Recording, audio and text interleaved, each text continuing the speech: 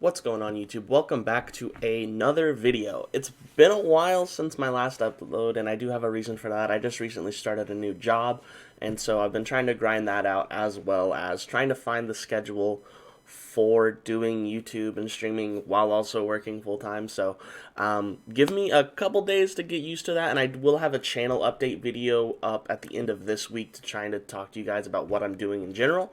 But nevertheless, we do have another deck profile for you today. We have Nordic Gods Aesir, and so I had a commenter post and say they wanted me to check out this deck, so I did it for them, and it's been really fun. I liked playing the deck a lot, and I don't want to hold you guys up too much, so before we jump into the video, I do want to say, be sure to like, comment, and subscribe. You don't have to, but it does make me feel all warm and fuzzy inside when you do. Thanks, guys. Let's get into the video. Alrighty, chat. So we have... we've been testing for quite a while. We have a rough build of Nordics on track here. So I'm going to go ahead and jump into a profile just from what I've been testing now. In my testing, I found that I've wanted some cards that I just don't quite have.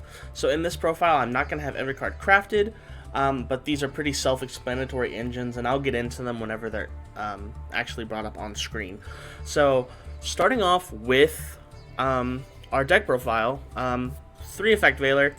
Honestly, I feel like I have 3 Effect Veiler in every deck I run just because it's such an important hand trap, and it's also very, very good with Halki Fibrax and everything like that. And so 3 Effect Veiler is starting off. It's pretty self-explanatory. We just want interruptions on our opponent's turn. Going into our actual brunt of our Nordic cards, I'm going to start off with 3 copies of Vanitas of the Nordic Ascendant.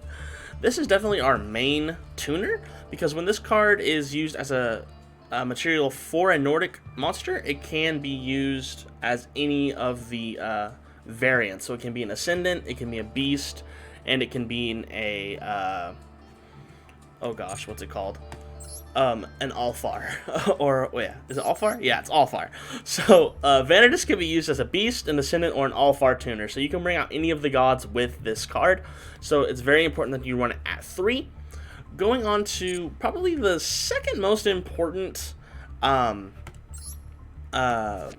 here is Alvis. Alvis of the Nordic Alfar is a crazy, crazy good card. I call him Green Boy, so I mean, that's why I'm pretty unfamiliar with his name, because he's just my boy. He's green. So going into this card, he's fairly important. He's kind of the main one you want to bring out when you use your Link monster here. So if only this card is banished by the effect of a Nordic Link monster. So this card is used with Gulveg. You can send to the graveyard 1 Nordic monster you control and 2 Nordic monsters from the deck, whose totals level equal 10, then special summon an aesir monster from the extra deck. So he just tutors out one of the god cards, which is absolutely insane. And then once per duel, you can banish this card from your graveyard and special summon an aesir monster from the extra deck with a different name from the cards in your graveyard. So this card is absolutely insane. That is a once per duel effect, the second one, but this card is super, super handy in tutoring out your god cards here. So 3 copies of Vanitas, 3 copies of Alvis. I wouldn't recommend any higher. I feel like you have to run 3 to run this deck. So going into our next 3 ofs here are the goats, or the beasts. I'm just going to call them beasts. We have Tangrisnir. His effect is not used that much, so if this card is destroyed by battle and sent to the graveyard, you can special summon 2 tokens. That's not the greatest effect. We kind of only really use them for names, but he does run pretty well with Tengen Joster. And I know I'm butchering these names, but Tengen Joster is used along Tangrisnir, and so when a monster you control is destroyed by battle and sent to the graveyard, you can special summon this card from your hand once per turn. When this defense position card on the field is changed to attack position, you can special summon a Nordic Beast monster. Now, that is all said and done, but we really only use these cards because they are beast monsters. And there is a card that I would recommend running. I don't necessarily have the space for it, but I would definitely run Rescue Cat in this deck. If you have 3 copies of Rescue Cat, or you have the URs to run, definitely add 3. It speeds up the deck so much, and I would cut the Ash Blossoms for it here. So we are running 3 copies of Ash Blossom and Joyous Spring. Just, like I said, a dedicated hand trap. We don't really need it. I would much rather have Rescue Cat in its place. However, I do not have the Rescue Cats, as you can see. But Rescue Cat makes your beasts pop off. It's absolutely insane. And then going into some other cards we do have Valkyrie of the Nordic Ascendant at 2 copies. 2 copies of this card. So when this card is normal summoned, if your opponent controls a monster and you control no other cards, you can special summon 2 Nordic monsters from your hand. There are 2 tokens from your hand. Yeah. You can special summon 2 Nordic monster hands and then special summon 2 tokens. So this is basically a 1-card God card? Or a 1-card Odin, I should say. And that's a fairly good effect. However, we only really run it because it's a light target, and it's our other tuner. And then going into this card, is pretty, I would say, not good. But we do run it strictly because it is a level 2 and it's not a tuner. So that when we tutor it out with Golveg here, we can go into our God card. So Mimir is, I was running it at 1, but having it at 2 lets you use more than 1 Golveg, and it works really well. So 2 Mimir, and then our other monsters that we have that are not Nordic Beasts, oh, I'm sorry, we have 1 more. We have 1 Goldfax. Strictly only because it's a level 4 tuner and it's a light target. This could be any other card, it just happens to be a Nordic Beast, so we like it. We really only like it for that light attribute. So going into the monsters that are not Nordic monsters, we have 3 Summoner Monk. Summoner Monk is here to just speed the deck up whenever it can be. This card is pretty good. However, it has been power crept in today's meta, but in this deck it just speeds it up just enough that we want to use it. And then we have 2 Blackluster Soldier. So Blackluster Soldier is technically a second win condition. We do run many light and dark targets in this deck, and having the Blackluster Soldiers is another boss monster, another monster that we can smack on the field for a win condition. And that is why we run it. That's our monsters. And then going into spells, we have fairly little spells. It's a little contradictory with the Summoner Monk, but having the Summoner Monk here is just really a banish target for Golveg and a summon if we need it. So spells, we have the 1 Regeki that the game gives you and the 1 Monster Reborn that the game gives you. These are 2 of the best URs in the game, even in the TCG, even in any meta. Regeki and Monster Reborn are always going to be good, so the fact that the game gives them to you for free is really great.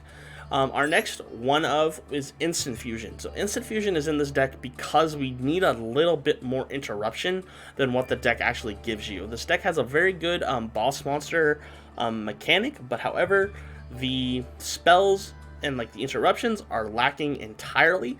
So going into Instant Fusion with Thousand Eyes and with Millennium Eyes and stuff like that, it really helps. Our next 2 spells are Aesir's Rock Sunrise. I did a little bit of research on this deck, and I saw a lot of people were running this because it's basically 2 more reborns for your beasts. Any beast that you have is able to be reborn with this, and so having Aesir's Rock Sunrise is just essentially another monster on the field that you can use to tutor out into a Link or Synchro or anything like that. And then we have 3 Forbidden Chalice. I preach this card in almost every profile I make. Forbidden Chalice is super good. Just because it's basically another effect veiler. It's basically it's a discount in permanence or anything you want to negate a monster effect. So 3 Chalice, if you don't have it, it's only a rare, craft it. It's going to be good in any deck you play. And then going into our very minimal trap lineup, we do have 3 Gleipnir, the Fetters of Fenrir. So this is basically our Searcher. Now Nordic is an interesting archetype in general. I don't think it's going to be a super meta relevant deck, but it is super fun, and I think if you do play it super serious and think on it really hard, you can definitely get to Platinum 5. I feel like you would have no trouble getting to Platinum 5 if you played it seriously. I used to go to a local in real life and play against a player who used Nordics, and they would top in our local from time to time. It was a very small local, but they did top. It was fun to watch them play because the opening combo is super good. Turn 1 Odin is good. Don't get me wrong, this deck has a play. It doesn't have a ton of plays, but with our extra deck, we can facilitate some interruptions on our opponent's turn. So 3 Gleipnir, it's just a Searcher, very generic Searcher for Nordics. And then our last card in the main deck is the 1 Solemn Judgment that the game gives you for free. And then going into the extra deck. The extra deck is where I feel this deck has the most spice, because we can build around our God cards here, and we can work on it ourselves. So our 2 Instant Fusion targets are Thousand Eyes Restrict, just to snatch monster away, and then our Millennium Eyes Restrict, basically the same thing, however it's just on a quick effect. So going into the god cards, we do run 2 copies of Thor. Thor is basically a monster skill drain for your opponent's side of the field. Crazy good card, 3,500 attack. He's easily, and they're all recurable, so all these god cards are really good. So we're going to think of Thor as a 3,500 monster that skill drains our opponent, which is, oh my gosh, saying that out loud just made me realize how crazy this deck is. And then we do have the 1 copy of Loki. So this is a 3,300 attack card, which basically makes him a negation of spell and traps. And then that's just good in general. However, I would say the best god card you want to go into is Odin, Father of the Aesir. He's a 4,000 attack monster who can make himself untargetable by spell and traps. He's targetable, but he's unaffected. So this card is crazy good, and these cards are all recurable. If they were to be banished or anything or destroyed, you can bring them back. So Thor's effect, for instance, once per turn during the end phase, if this face-up card you control was destroyed by your opponent's card effect and sent to the graveyard this turn, you can banish a Nordic beast. Loki is a Nordic Allfar, or Odin is a Nordic Ascendant, and then you can special summon them back and everything like that. Thor takes damage when he's brought back. Loki adds a trap, and then Odin, you can draw a card. And then going into the most important card in the deck, you think this is a god card deck, but no, this is a Golveg deck. Golveg is a newer support card that the deck got in Legendary Decks, I want to say the set was one of those sets, but Golveg is crazy good. I'm going to read this card's effect entirely because it is so important to this deck strategy. It is your turn 1 card no matter what. So the material is 1 level 5 or lower Nordic monster.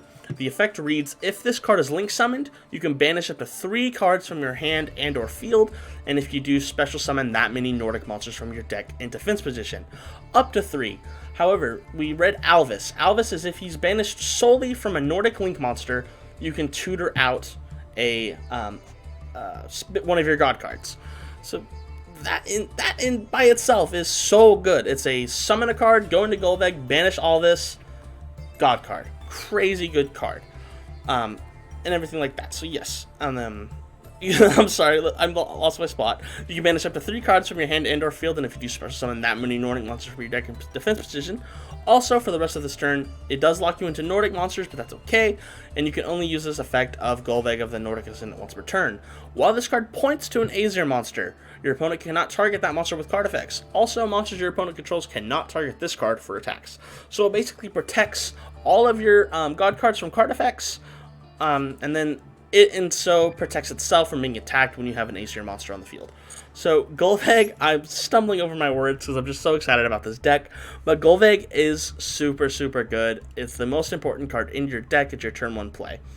And then going into some interruptions for your opponent's turn, I am going to preach the card that I preach in every single one of my deck profiles, Access Code Talker. If you do not have this card, get 30 UR points and craft this card. This card is a game winner by itself. It's a separate win condition for us. And Access Code Talker is just the best Link 4 monster in the game. I swear by it. And to tutor out our Access Code Talker, we do run 1 Crystron Halki Fibrax. In addition to our Effect Veiler here, Halki is able to tutor it directly into Access Code Talker. And then we do run Nightmare Phoenix, just as a decent Link 2 and for back row removal. And then for, I would say, the most important Link 2 in the deck is IP Masquerena. So something so important on this deck is having a play after you get Odin out or something like that. It's very hard to play the deck out through that way. So having a Golveg with an Odin, granted it does protect the Golveg, but Golveg's also just an 800 attack monster and it's not that good. So if you are able to get out, say, any other monster and then go into IP Masquerena, oh, it's 2 non-link monsters. So with IP Masquerena or something like that, we're able to tutor out any 2 monsters with Golveg. You can set up an interruption on your opponent's turn by going into Nightmare Unicorn.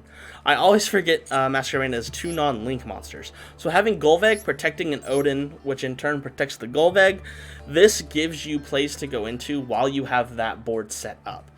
And so running Tanning Jester with Tangrasneer and stuff like that, it does help. That's why the Summoner Monk helps, because it just gets us 2 more monsters while we have the Golveg, while we have the Odin. You need monsters to keep going, because they're not going to help themselves. They're just sitting on the board. So IP Master Arena, I'd say, is super important to this deck strategy. I would run it in general just in case it's a staple link monster that you can run. And so with that, that is gonna be Nordics. Shout out to big shout out to, let me find his name here, the Batman Tyler on Twitch. He reached out to me in a DM to make this profile for you guys, and so big shout outs to him. I had a lot of fun crafting this deck. Granted, like I said, this is the first rough draft of the build, but I did want to get a profile out for you guys. So thank you guys so much for watching. I appreciate everything. Peace out, guys. Bye.